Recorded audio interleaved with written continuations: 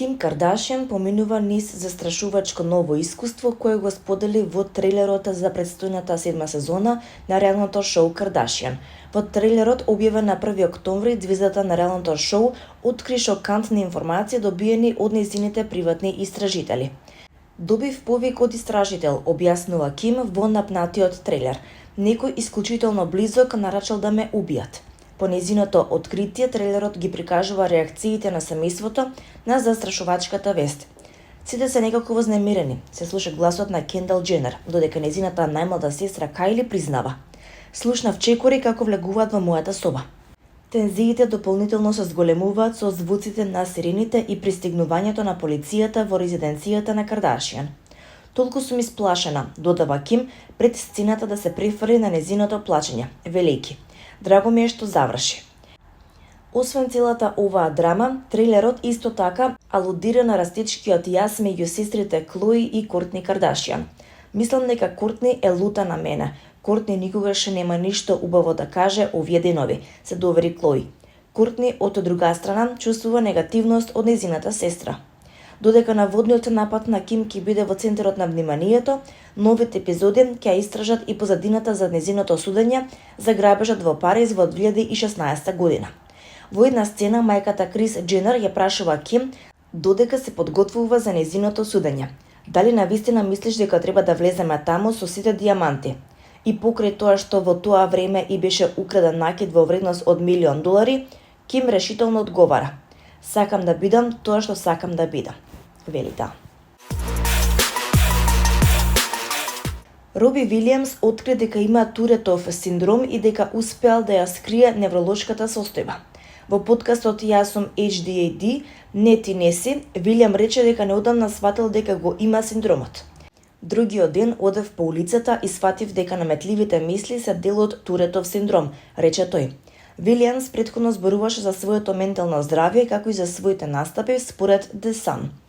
"Би помислиле дека стадион полн со луѓе кои ја изјавуваат својата љубов кон вас би функционирал. Оваа турнеја како 51 годишник пристапувам поинаку бидејќи се чини дека можам да пристапам кон работите поинаку. Имам многу комплициран однос со турнеите и настапите во живо. Луѓето велат: мора да си навистина возбуден. Не баш. Преплашен сум. Носам маски, сум како олимпиец со маски", рече тој. Вилијамс вели дека изгледа храбро, но всушност противното се случува по големиот дел од времето. "Мртво возбуден сум за концертот што го имам утре, а бев и возбуден што ќе го имам минатата недела.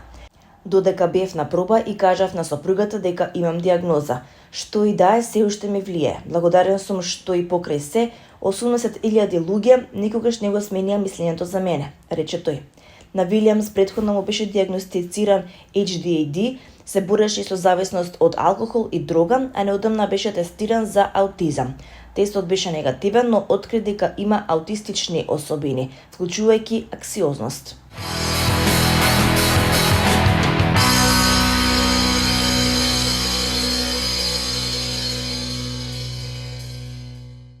Одборот за доделување на државната награда 11 октомври 2025 година, највисоко признание за животно дело во областа на науката, уметноста, стопанството и другите дејности од јавен интерес, денеска ги објави добитниците.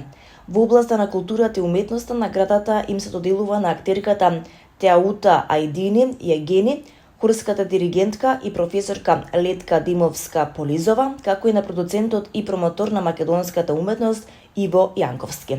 Во категоријата наука и образование наградата ја добиваат професор доктор Константин Димитров и академик Глигор Јовановски.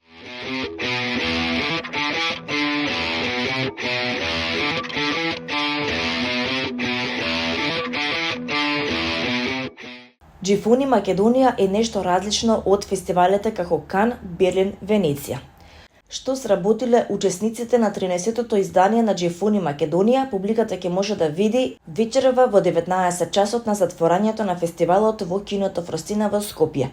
Џифонци ќе ги прикажат нивните дела кои се резултат на изминатите 6 дена на работилниците за кратки документарни филмови, за фотографија, видео во еден кадар, работилници за кратки филмови, за стрип, а кај основците за перформанс и мюзикл и за краток филм.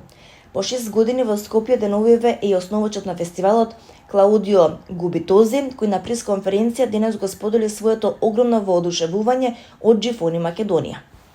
Македонија е во центарот на фестивалот Џифони.